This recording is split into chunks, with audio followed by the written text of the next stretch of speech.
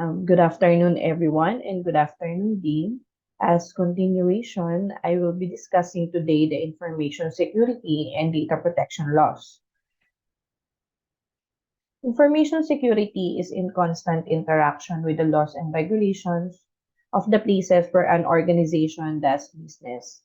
Data protection regulations around the world focus on enhancing the privacy of personal data and place restrictions on the way organizations can collect, store, and make use of customer data.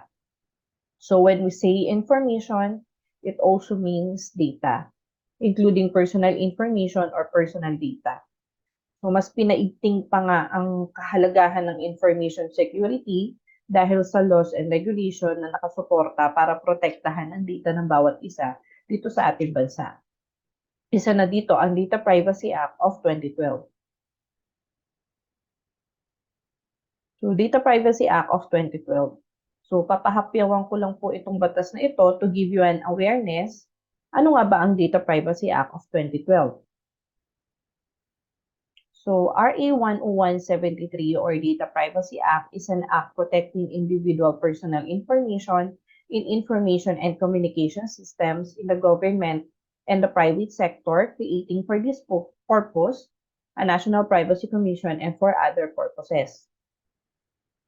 So to simplify, layunin lang ng batas na ito na protektahan ang personal information ng bawat mamamayan ng ating bansa with the help of National Privacy Commission, an independent body mandated to administer and implement the Data Privacy Act of 2012 and to monitor and ensure compliance of the country with international standards set for data protection. So si National Privacy Commission o NPC ang nagmo-monitor sa lahat ng agency regardless kung public or private entities kung nakaka-comply ang mga ito sa Data Privacy Act. So ito naman yung mga mahalaga and commonly terms na nababanggit sa Data Privacy Act of 2012. So una is yung Personal Information Controller. PIC refers to a person or organization who controls the collection, holding, processing, or use of personal information. The Personal Information Controller is also the agency. Halimbawa, sa amin sa Santa Maria Water District or SMWD, si SMWD yung nagko-control or SMWD control the collection and processing of the data. Kaya si SMWD ay Personal Information Controller or PIC. Next is the Personal Information Processor. PIP refers to any person or organization to whom a Personal Information Controller or PIC may outsource the processing of personal data pertaining to a data subject. So kung ang processing ng data ng isang agency ay outsource, yung outsourcing company, sila yung Personal Information Processor or PIP, yung Personal Information Controller or PIC. Next is the data subjects. Sila yung may-ari ng personal information. For example, nag-enroll ako sa WCC, nag-submit ako ng application form and requirements to process my application. Yung requirements na sinabit ko ay may personal information ko. So from the time of the collection of my personal information, I will be the data subject of WCC. Next is the Privacy Impact Assessment or PIA, a process for managing risk to data privacy caused by the processing of personal data. So kung familiar kayo sa IS or risk management, hindi po ito nalalayo doon. The purpose of PIA is also to identify and recommend solution but particularly lang sa data privacy. Compliance Officer for Privacy or COP. It is an individual or individuals who perform some of the function of a DPO.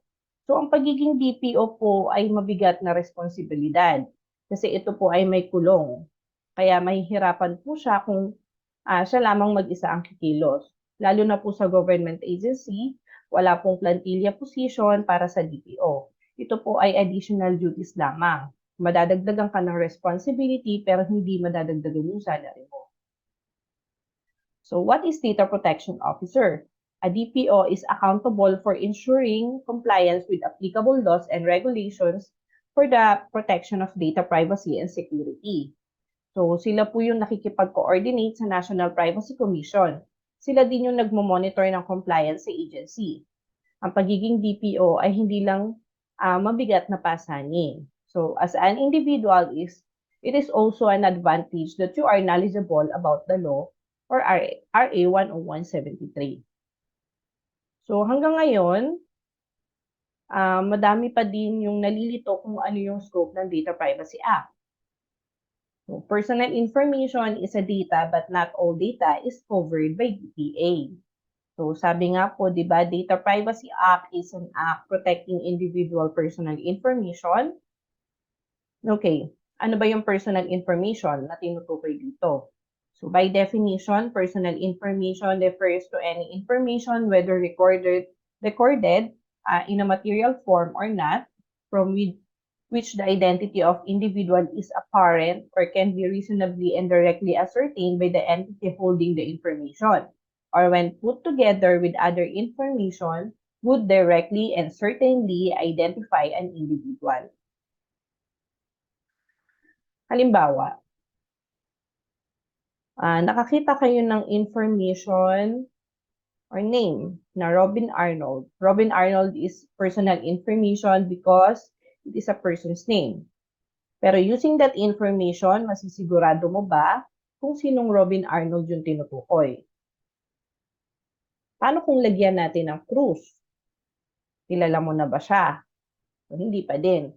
What if lagyan natin ng address? So, medyo nakikilala mo na. Kaya lang, paano kung dalawa silang nakatira sa address na yon with the same name? So, lagyan natin ng date of birth. Yan, sure ka na siya yung taong tinutukoy gamit yung combination of personal information na yon. So, another example. November 30, 1863. Maybe you know a person with the same birthday, but it is not ascertained yet. So, lagyan natin ng, ayan, Philippine hero. So, yan, medyo sure ka na kung sino. Lalo na kung lalagyan pa natin ng date. So, last example, Sarah Jane Perez. Ayan, so doon sa Sarah Jane Perez, hindi ka pa sure, di ba, kung sino, dahil marami namang name na Sarah Jane Perez. So, lagyan natin ng picture. Ayan, medyo nakikilala mo na siya. Kaya lang, paano kung magkamukha lang pala sila? Same name, tapos medyo magkamukha lang sila. Then, pag may address, yan, masusure mo na siya talaga yung tinutukoy dun sa combination ng personal information. So, as a data subject, you have the following rights. Katulad ng the right to be informed. So, yung as a data subject, dapat alam mo kung bakit kinukuha yung personal information mo. And also, kung paano ipoprocess and saan makakarating yung information na kinukuha sa'yo. And the right to access. Syempre, dapat yung personal information na kinukuha sa'yo is may access ka. Then, the right to object. Kung ayaw mo ibigay, hindi ka nila pwedeng pilitin na ibigay mo yung personal information mo.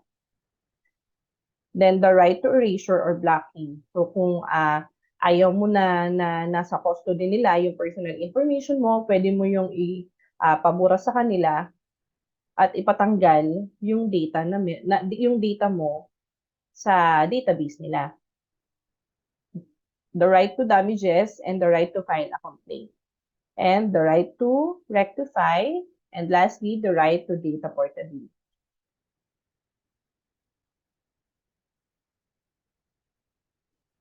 Privacy principles. So when you are the PIC, please take note of these privacy principles. Kung hindi ito nasusunod ng agency ninyo, it means hindi po kayo nagko-comply sa Data Privacy Act. So first is the transparency. The individual must be aware of the nature, purpose, and the extent of the processing of his personal data. Ito yung right to be informed ng mga data subjects na dapat alam ng mga data subject kung saan mo gagamitin yung kanilang personal information. Pati na din kung sa paanong paraan nyo ipoprocess and so on. Kaya meron po tayong tinatawag na privacy notice or privacy policies posted on our website and sa frontliners ng agency to inform the data subjects why are we collecting their personal information. So the next one is the legitimate purpose. The processing of information shall be compatible with the declared and specified purpose, which must not be contrary to law, morals, or public policy. So kung ano lang yung nakadeclare na purpose mo, kung bakit mo kinolect yung data nila, doon mo lang dapat gagamitin yung personal information ng data subject. And the last one is the proportionality.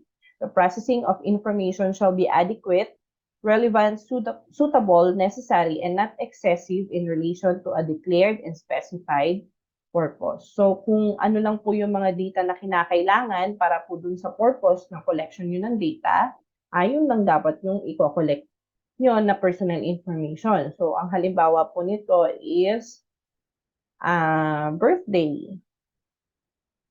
So, kung kukunin nyo yung birthday, hindi nyo na kailangan kunin yung age. Kasi sa birthday pa lang, malalaman nyo na kung ano yung age ng data subject. Yan. Then, meron pong violation and penalties ang RA 10173. The first is the unauthorized processing of personal information and sensitive personal information, accessing personal information and sensitive personal information due to negligence, improper disposal of personal information and sensitive personal information, processing of personal information and sensitive personal information for unauthorized purposes, unauthorized access or intentional breach, concealment of security breaches involving sensitive personal information, malicious disclosure, unauthorized disclosure, and combination or series of acts. So, may possibility po na ikaw ay makulong from 6 months to 6 years and magmulta ng 100,000 up to 5 million pesos. So, yun lang po at maraming salamat po.